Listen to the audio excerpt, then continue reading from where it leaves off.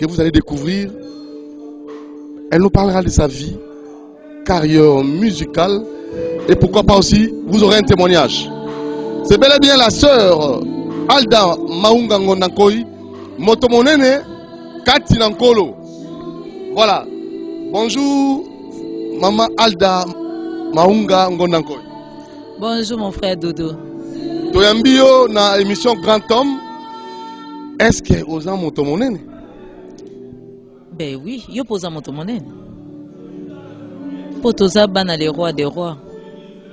Toza ba prince, ba co-héritier du Christ. Toza ba tuminene. Très bien. Alors nous sommes dans un cadre un peu différent. Mais elle nous convie na showbiz. D'abord, pourquoi tu as l'émission Awa Grand H pointe au Salango. Tu as l'émission Awa parce que le dimanche 10 juillet, tu as un concert ya munene Awa Bandeko. Concert au topé c'est un combo Maison Blanche. Donc voilà, tina to ko sala après on relaxa bandeko ke donc mukolo wana eza ya babete li solote eza réel. Donc c'est ici que tout va se passer. Donc to bengi bino boya ebele pour la mukolo wana to célébrer monene na Nzambe. Voilà, alors première rubrique qui est Alda Maunga Ngondankoi. Obotami wapi? Otangi wapi? Nino Lingarate, en fait, c'est ça, la première partie, la première rubrique de notre émission Grand Homme. Maman Alda, Obotami wapi? Ngai na botami na Kinshasa, na commune ya Kinshasa. Dans la commune à Kinshasa, c'est ça? Ouais, na commune à Kinshasa, na ville à Kinshasa, puis na commune à Kinshasa. Hôpital Obotama, Ebi, maternité ni? Na Maman Emo. Ah, Maman Emo, hein? Na botami na Maman Emo. Donc, na Koli, na commune à Kinshasa, jusqu'à 10-15 ans, nous avons déménagé, les parents sont na Livulu, na Mbanzalemba. C'est là que j'ai grandi en fait. Na Koli na Mbanzalemba et tout. Na moi na Mbanzalemba. Moi na Mbanzalemba. Ok, la sonité. Soni pourquoi? Nous sommes comme artistes. Ok, la jamais. Je suis fière. Parce que Mbanzalemba est un quartier moya loku moi eza pas pambate. Bimisa bataminene. Donc voilà, na ko na Mbanzalemba na ndena yo bala, ndena longwe kuna. Na vanda muke na Rigini et puis na ndena ko kende na mikili ya poto. Et puis voilà, na tangi ba classe na ngai quand même na ba différentes écoles, mais na décroché diplôme na nga na Institut Badiading. L'Institut Badiadingi et n'a habité. Voilà, alors, mais n'a habité aussi diplôme d'État, mais seulement ton idée pour moi, Mouké, dans la classe Nabino, dans la classe Obotangana Bango, vous avez encore l'idée, il y a quelques noms? En tout cas, bah, Obotangana Bango, Mingi, Tokutana Kuna Miki da Poto, bah, Mami Akachi, bah, Banseka. Donc awa bien sûr na appelé na camarades mais muso azana Lubumbashi Lorraine Midi na pese mbote Alda Maunga Ngondankoi obali bana boni papa komonani koy banyo soana yango réplique liboso quand on parle bana nuyo. OK, ngai naza épouse, mère de 3 enfants. Je suis l'épouse de Paul Gaspard Ngondankoi. C'est moi son épouse. Voilà. Alors, n'habitez nini oyo olingarate na comportement bateau. Quand on fait un bateau, qu'est-ce que vous détestez? Olingarate ça la terre. On supportera difficilement. L'hypocrisie. J'aime pas les hypocrites. N'enga ba hypocrite parce que azo solisayo, tu rata azo salomabe. Ce que j'aime pas, c'est ça. N'enga ba hypocrite. Alors, événement, ça là passe dans la vie. Et ça là, personne qui a nisango, ma mise qui t'a. Événement. Événement, c'est belé. Ça là, c'est choquant, ma casse. C'est belé. Mambo belé choquant. Na wako tanga ngate. j'ai été déçu, j'ai été humilié, j'ai été trahi. Et ça t'aimait belé. Bah, événement c'est belé, mais non qui peut autant non mais en bref, en tout cas, bah événement et ça quand même belé oyo. Oh les lisang ces événements moko ya papa nanga, nde na perda ka papa nanga ti lelo na lela rae. Donc na perda papa nanga en 2018. Ti lelo ma misu nange kitara kwa mankanga makasi. Mais et ça ba maka mususu oyo sala ke na sala déçu, oyo sala pe ke baba mususu pe les lisangai, ba maka mususu pe je me suis senti trahi et tout, et c'est belé. Mais parce que l'événement peut ça 5 ans, ça la bien so kanisa. L'événement peut ça vraiment joie immense. En tout cas, l'événement peut ça vraiment 5 ans na vie makasi. D'abord ezaki mariage nanga ton na Bali. J'ai épousé l'homme de ma vie.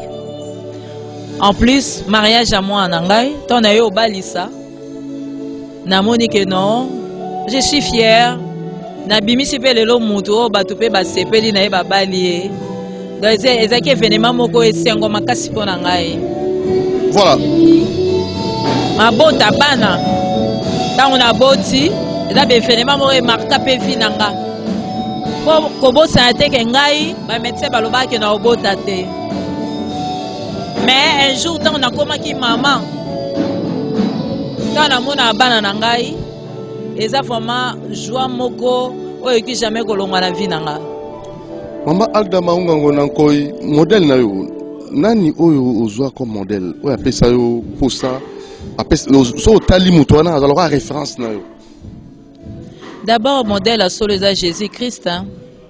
Modèle à Soleza Jésus-Christ.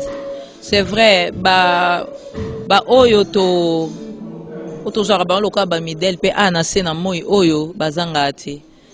Mais misusu pe na zo loka ba midèle ba décevanga. Ozomona yo mona ki modèle mais après oza déçu. Notanga nga kombote. Ozomona yango na modèle ya solo référence ya solo. Et ça, Jésus-Christ de Nazareth, c'est lui notre modèle parfait. C'est lui notre référence. Votre plat préféré? Ah, misili. Mi sili na fufu. Vous tenez au niveau de mingi, tant on l'a tu vous sentez à l'aise. Grand H, grand homme. Bon, nanga mingi batailleur. Nanga mingi batailleur. En tout cas, neti bateni na biso africain. La tenue africaine vraiment ceux qui n'ont pas tiango le ban passe langa nandenga batailleur nandenga prêt à porter ou robe ou veste tailleur quoi là très à l'aise mais ma puta n'a très à l'aise. Voilà, alors parlons de votre carrière. Vous êtes artiste déjà au Kokisi 15 ans à Moussala Oyo.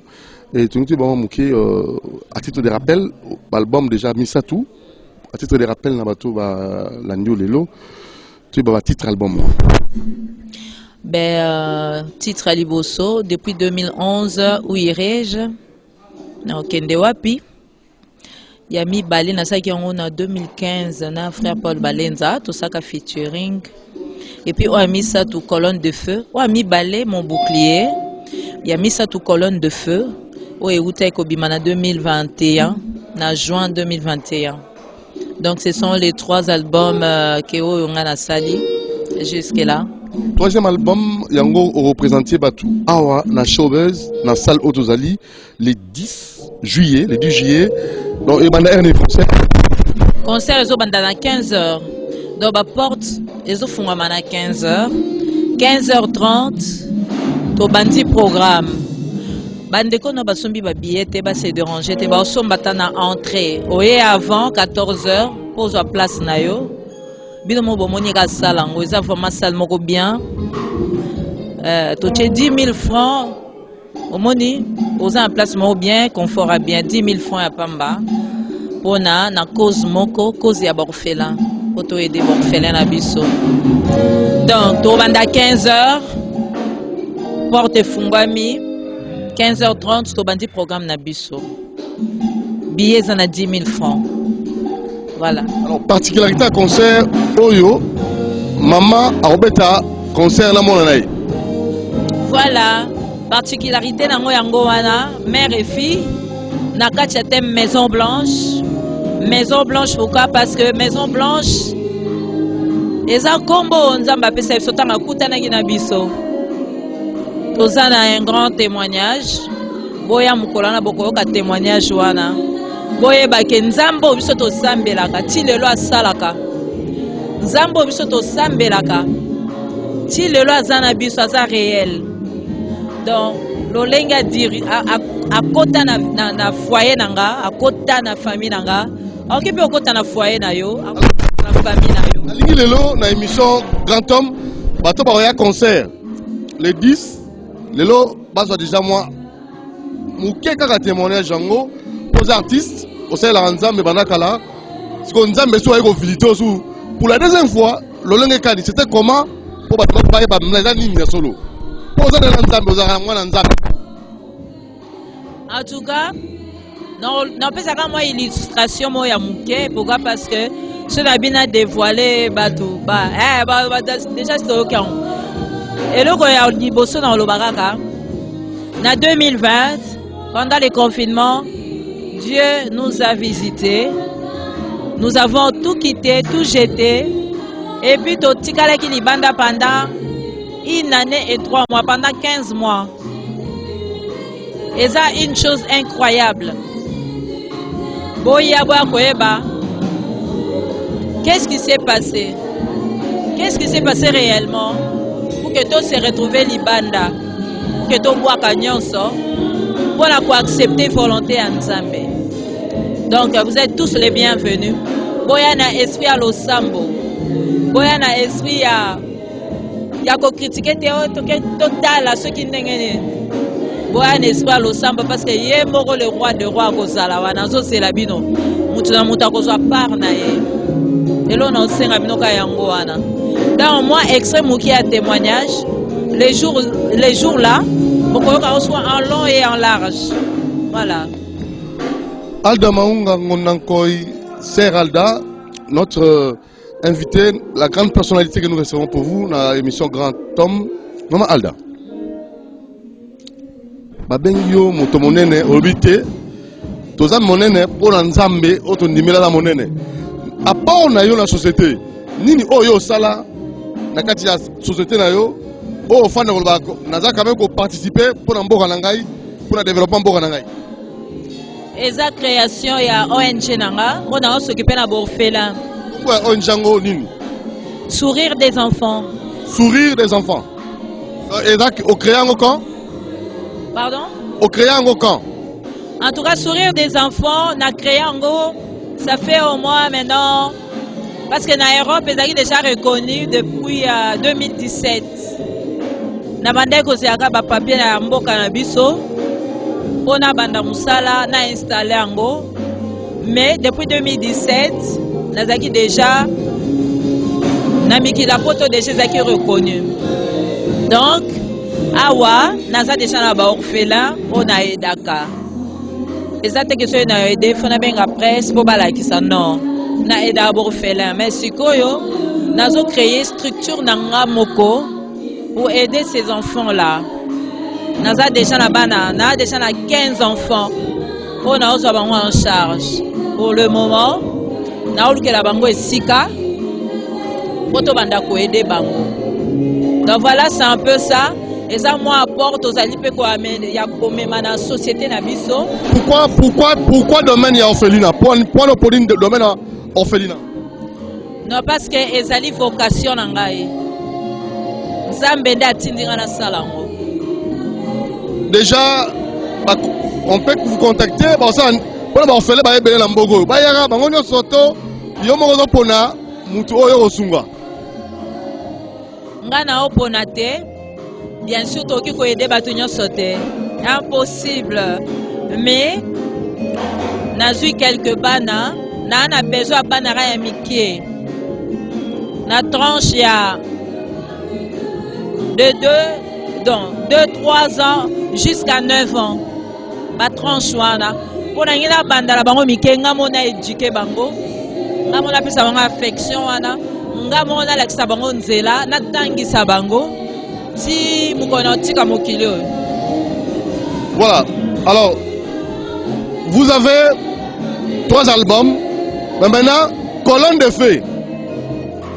Vous allez officiellement mise à la disposition à Méloman le 10. Particularité Colonne de Feu, la particularité de cet album-là. La particularité de Colonne de Feu. Ouais. On l'a dit bien, pardon. Et album Colonne de Feu. Ni a particulier dans la carte. En tout cas, particularité dans la repentance.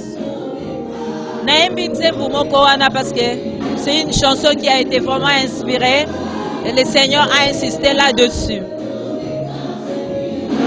La repentance. Bon, la motema. Zamba Zolela. Le Seigneur est déçu.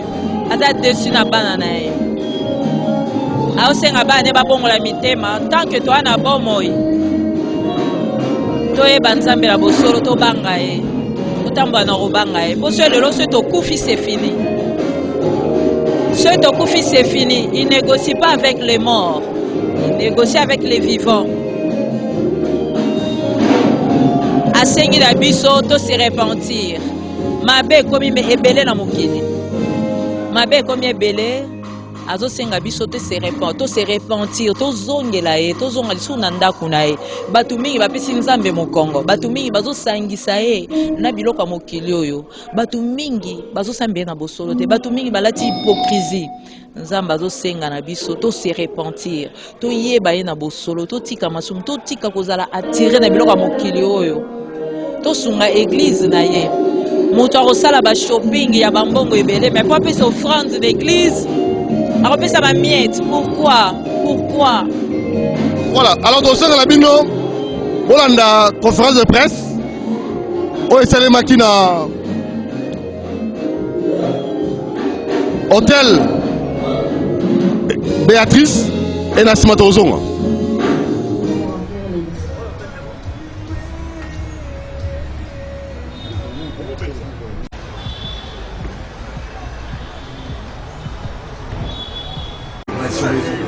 Voulez-vous revoir ce que l'Éternel a fait? Passe.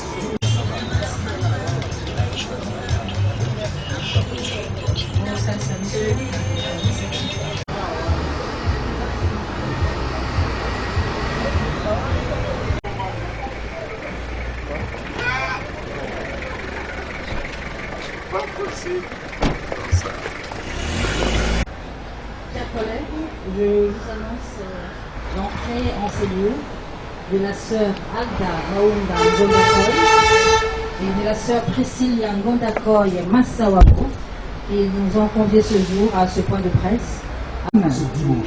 Sœur Jean-Claude l'Éternel, sœur Agda Maunga Ngondakoy et la sœur Priscilla Ngondakoy Massawabo que nous accueillons en ces lieux. Avant de commencer, nous invitons notre frère, Jacques Poutet. Le maître des temps et des circonstances. Tu avais déjà prévu. Ça fait plus de 15 ans qu'elle est dans le monde gospel. Et aujourd'hui, nous parlons de la colonne de feu qui, du reste, sera présente à l'action de grâce. La sœur Priscilla Ngondakoy, Ma lettre. ma lettre. Merci. Allô? Merci beaucoup. Je vous salue tous au nom puissant de notre Jésus-Christ. Je vous dis bonjour. Vous allez bien? Tout va bien? Na sepeli vraiment mingi ko mbabino katina oesika. Na pamboli bino na kombo na Yesu. En tout cas, j'espère que tu vas passer un très bon moment. Pour la chose qui est très important pour la journée à l'élo, pour la conférence de presse Oyo, pour parler de la gloire de Dieu, pour parler de tout ce que le Seigneur a fait pour nous et pour parler aussi et pour vous dire que notre Dieu est réel. Donc voilà, on va parler un peu de l'album, on va parler aussi un peu de notre témoignage, de tout ce que le Seigneur a fait pour nous. Donc voilà, tokosala ngo na bilingue, ngai naza wana pona lingala, Priscilla azawana et azapona français. Vraiment, je vous souhaite tous le bienvenu. En tout cas, tout passer moment oyo dans la paix du Christ. Je m'appelle Priscilla Ngundankoy Masawaba, je suis récemment mariée et je vais un peu vous raconter mon témoignage en quelques lignes. En 2011, j'ai malheureusement été abusée et à partir de là, il s'est passé beaucoup de choses dans ma vie. J'étais brisée, j'avais beaucoup de haine, surtout envers les hommes. Je me disais que jamais je ne me marierais. Et quand j'ai rencontré le Seigneur en 2020, le Seigneur m'a montré l'état de mon cœur et il m'a dit que j'étais remplie de haine. Pourtant, je priais. Je suis issue d'une famille chrétienne, donc je connaissais le Christ. Je savais que Jésus était mon sauveur. Pourtant, j'avais la haine dans mon cœur. Et le Seigneur m'a montré cela. Et il m'a dit clairement, avec ce cœur, tu n'entreras pas dans mon royaume. Alors, tu dois pardonner. Et j'ai dû pardonner. Et c'est à partir de ce moment-là que je suis entrée dans une phase de restauration par la grâce du Seigneur. Et grâce à Dieu, il m'a restaurée. La preuve, moi qui disais que jamais je ne me marierais, je me suis mariée il y a 3 mois. Voilà. Merci.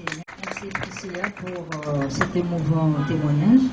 Alors, chers collègues. Merci pour la question, le frère Jordache. Pour commencer avec le titre Maison Blanche, je ne vais pas vraiment entrer en détail parce qu'on souhaite vraiment garder la surprise pour le 10 juillet. Mais quand le Seigneur s'est manifesté dans notre vie, il nous avait dit de tout quitter, de tout laisser et de tout abandonner pour le suivre. Et c'est ce que nous avons fait littéralement. On a jeté tout ce qu'on avait, on a donné ce qu'on avait pu donner et on a quitté notre maison, notre famille. Ma mère, mes frères et moi, nous avons quitté notre maison et là, on est en 2020, pendant le premier confinement. On a tout quitté. Et le Seigneur, quand il nous a dit de sortir, on ne savait pas où aller. Mais il nous avait parlé et il nous a dit, j'ai une maison blanche à vous donner. Cette maison blanche est totalement symbolique et spirituelle. Ça n'a rien à voir avec la maison présidentielle aux États-Unis. Cette maison blanche, en fait, ça représente Dieu lui-même. Je ne vais pas m'étaler plus que ça. Et concernant la deuxième question, pour savoir si la musique et les sakamato na enfin voilà voilà. Moi j'ai l'habitude de dire ma passion c'est Jésus-Christ, dans le sens où le Seigneur peut m'enlever ma voix, c'est pas grave, je continuerai à le servir. C'est pas chanter qui me fait exister, c'est pas chanter qui me donne de l'argent. En fait, si je le fais, c'est tout simplement pour Jésus-Christ. Si aussi Jésus me demande de faire autre chose pour lui, je le ferai parce que la chose qui est vraiment importante pour moi, c'est le Christ. Donc, voilà. Merci vraiment. Et la dernière question, ça concerne maman. C'est vraiment une question fondamentale. Oui, et d'abord fait là. Mais moi, j'ai fait mes choses discrètement. Quand on a quelque temps à faire là, on a bien apprécié. Zalanga na nzambelanga, na bateau va accompagner ngai. Daketa ko aider na bofeli na mususu. Mais maintenant moi-même, comme le Seigneur m'a mis à cœur, il m'a dit que c'est ta vocation. Les sikoyo nazo banda fondation na ngai. Nazasko na bofeli o yanga moko o na kosote. Mais c'est depuis longtemps et le poignet a déjà. Il a déjà fait là. Mais j'ai pas l'habitude. Je n'ai que pour visiter au féminin mon beau, na benga presse, na benga batala, non. J'ai fait vraiment ça discrètement. Voilà. J'espère qu'elle a répondu à la question. Na mois d'avril là. Le mois de mai, nazaki na mois de mai, nazaki na orphelinat mon akisenso. J'oublie encore les noms de l'orphelinat, mais la Kisenso, on a dit l'orphelinat, nakende kotala ba orphelin eza orphelinat moko prophète moko mutu agarda bana wana agarda 75 enfants bamikolo baza na batranche ya ba 16-17 ans ti na inane esala yanga mpasi mingi nakendaki kotala bango nasalaki oyo nasengelaki kosala et voilà. Donc, dernière action, ils ont été dans je crois, mois d'avril, avant la zone à Belgique. D'abord, je me représente. D'où mon tir CCTV. Je tenais d'abord à féliciter nos artistes ici présentes. Parce que j'ai suivi l'album et c'était vraiment impressionnant. La première question revient à maman Priscilla. Vous avez parlé de la restauration. Vous avez 2 singles, c'est ça? Est-ce que dans les 2 singles, vous avez fait mention, vous avez aussi parlé de la restauration dans les 2 singles? Ça c'est la première question.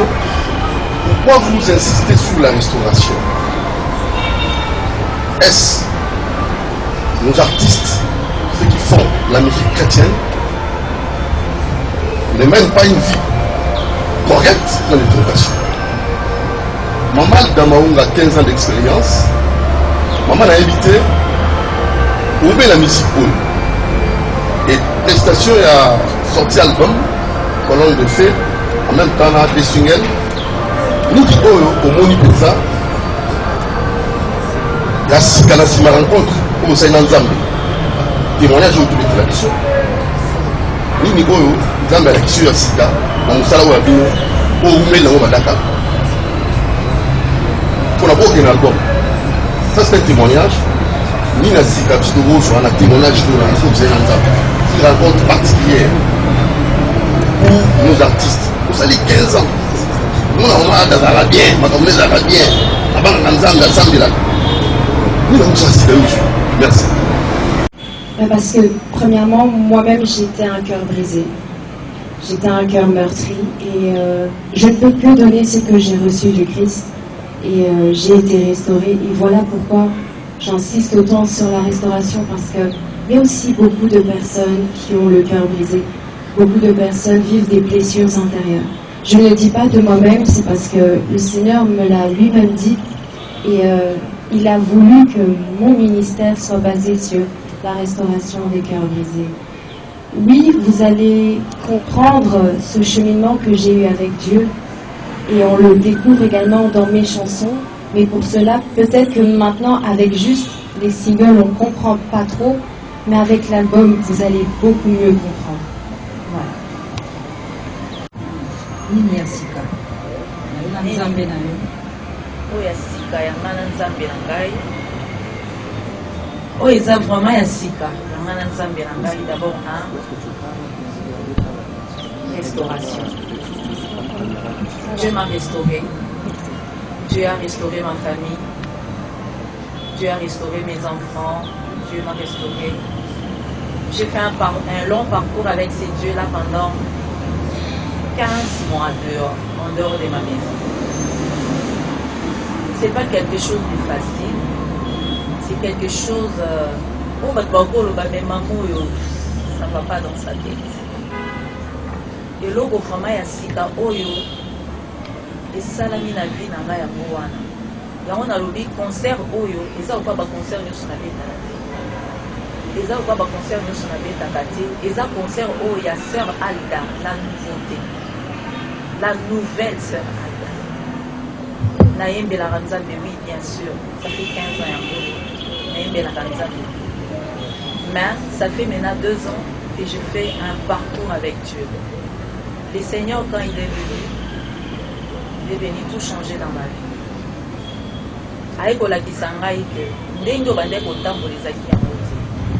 Je suis chrétienne depuis mon enfance, Nazar chrétienne, Nasalela Nzambe. Mais il y a des choses où tout ça dans ma vie, ça ne correspond pas.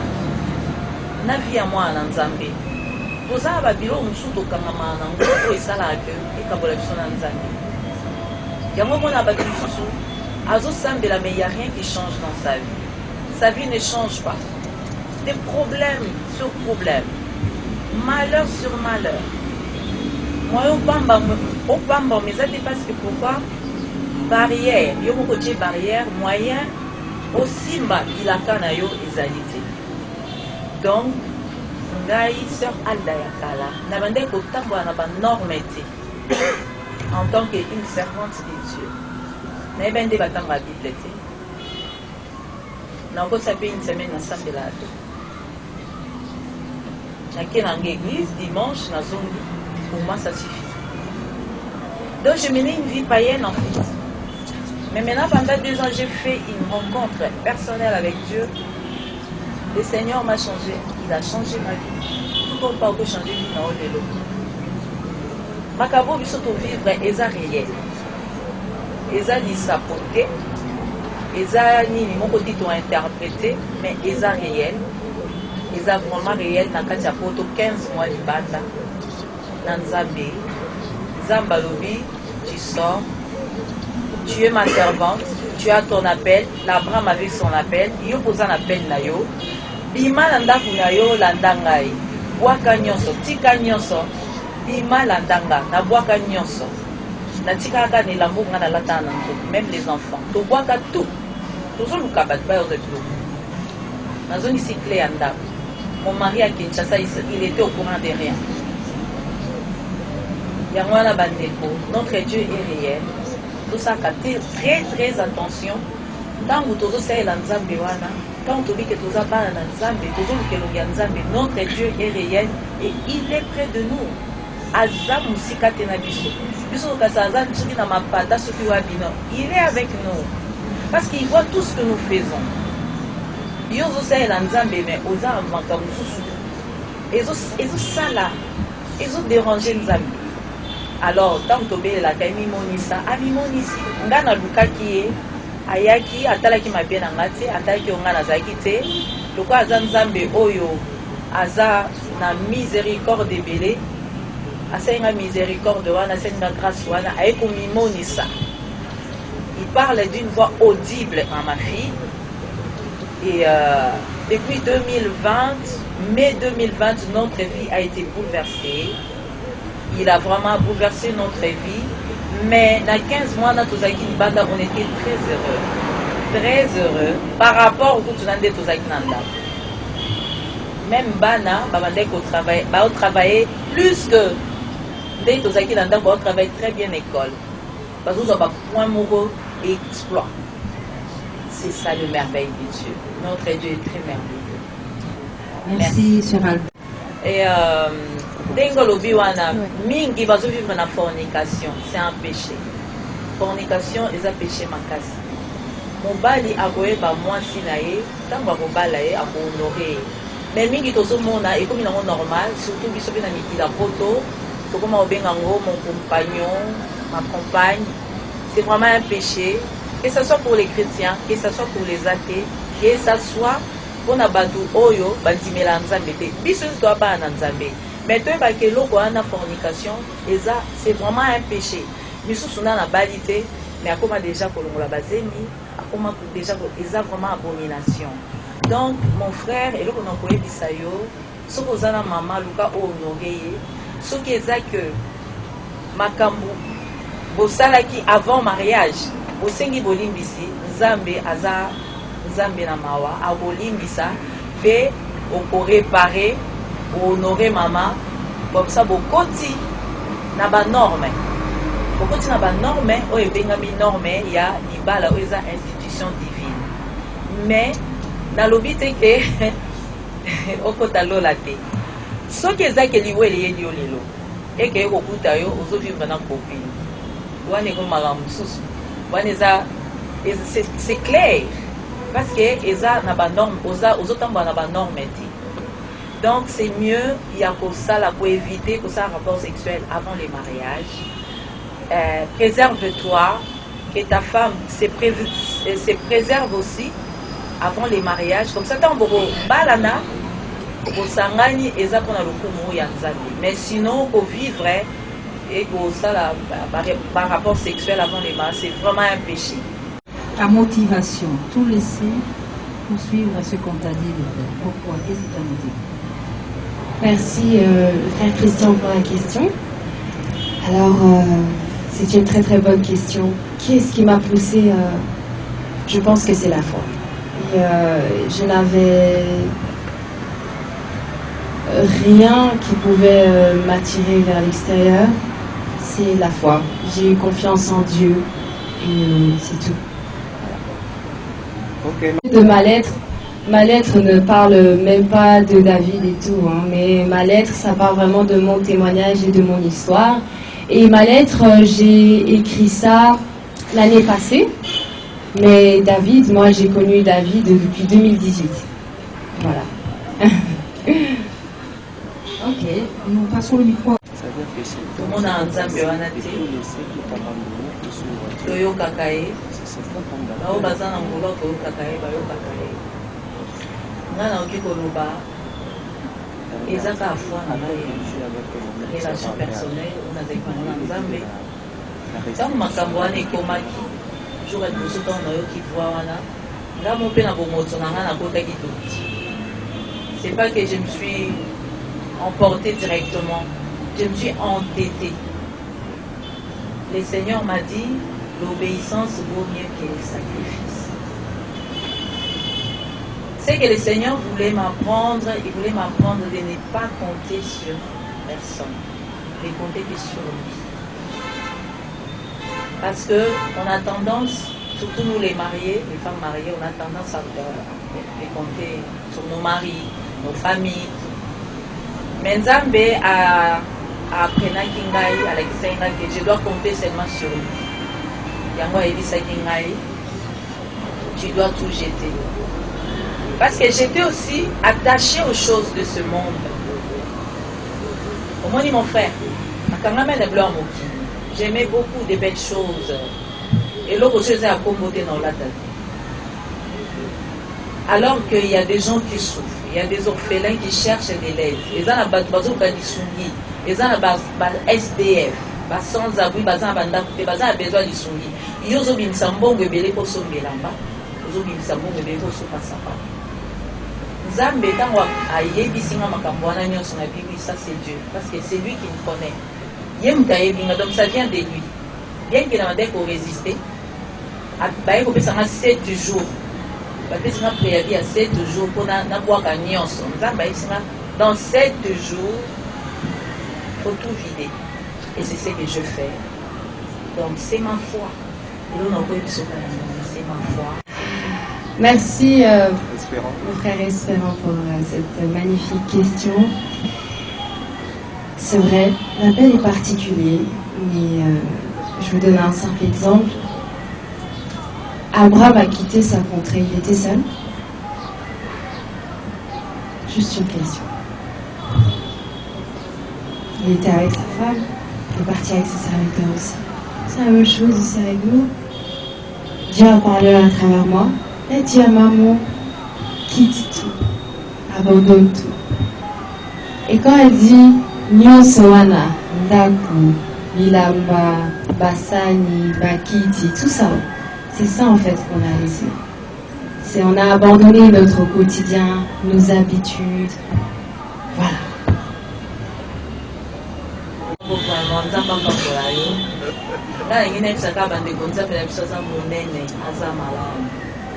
C'est tout ce que nous voyons ici, vanité de vanité. C'est ce que le Seigneur voulait me montrer. J'ai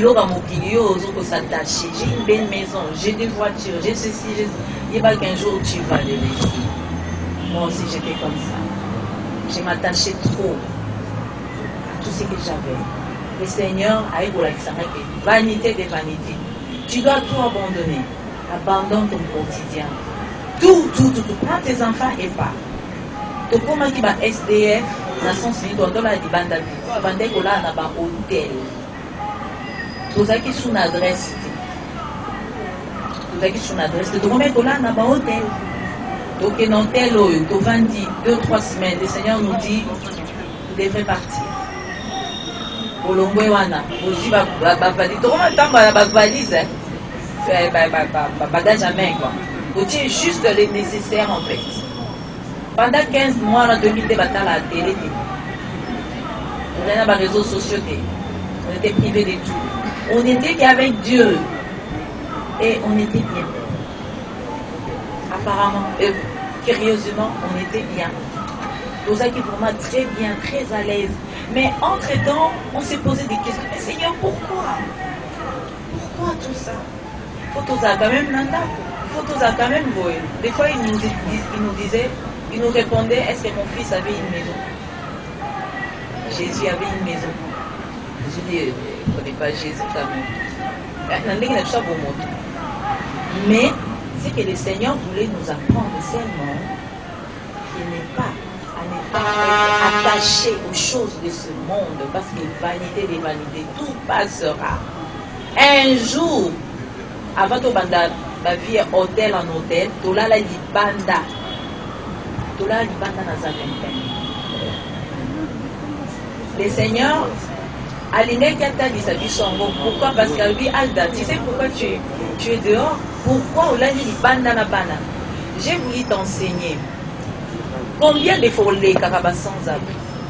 Ça va s'engager à bon mot, ça va dire, non, on doit payer sa tête. Les bateaux va s'engager à bon mot, je ne donnais pas. Abi, mais combien de fois au bandé ko les kangangai Jésus na mila qui sera na batouana, na mila qui sera na babola. Combien de fois bako senga yo mbongo et on souba bandé ko kata moi lipa, on sera ko payer sa banque. Alors je voulais t'apprendre. Kola la libande sala kanini.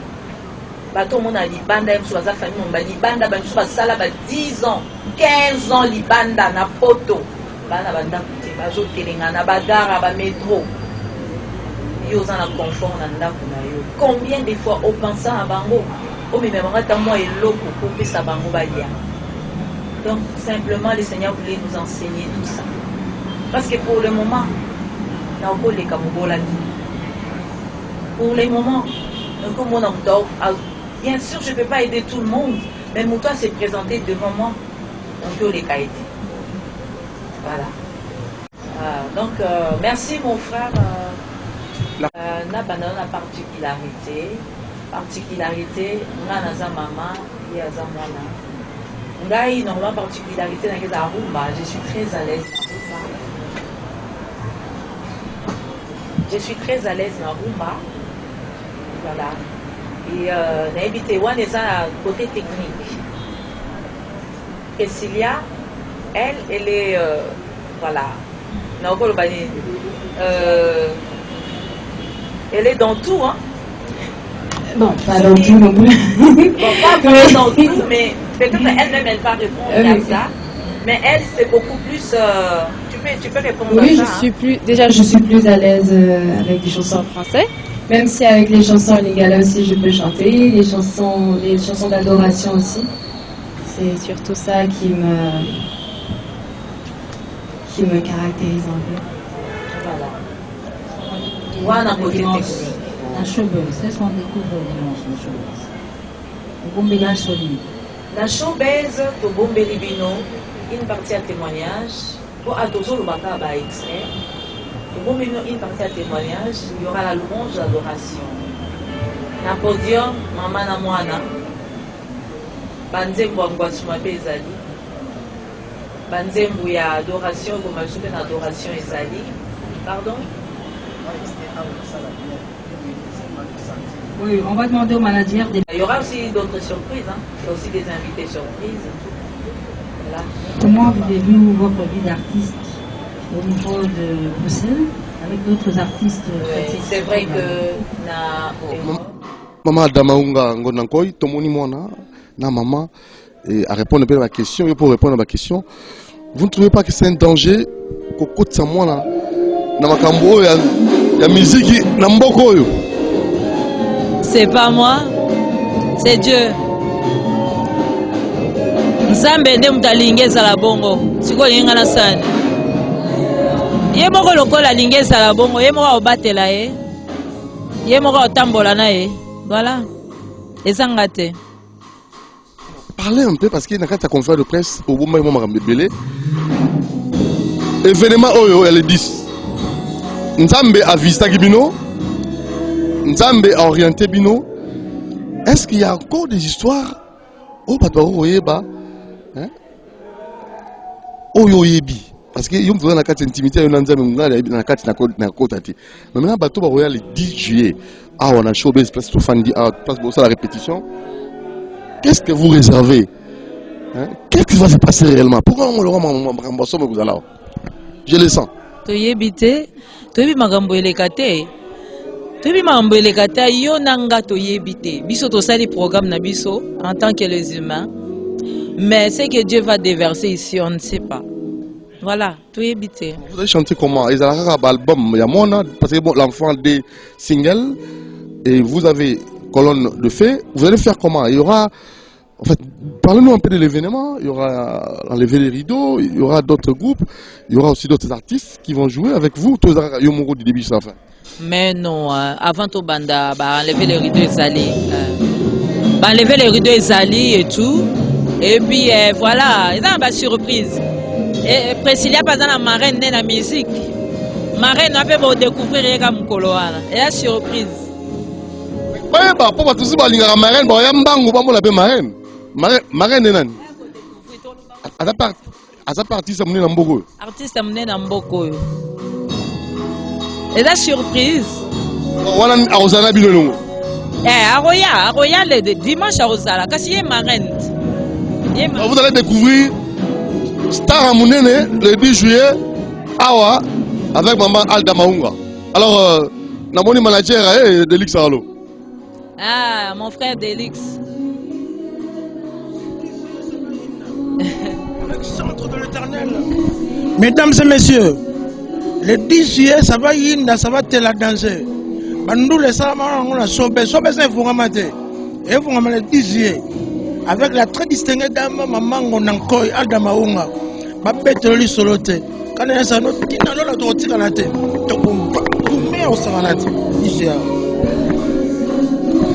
voilà, alors vous comprenez, manager Autoloba, dans les 2 juillet, Awa et aux Assomo. Alors, il n'y a pas de billets au Somba à distance? En tout cas, bandeko, oui, billet déjà côté Kama, mais au bazar en côté, mitungi samate pour la porte. Avant à Kokota, batouasana na billet bako, somba billet na bango. Mitungi samate. Sir Alda, toi qui es dans souka déjà, Olinga RDC, Olinga Mbokana. Hey, na RDC. On a bateau ba Est.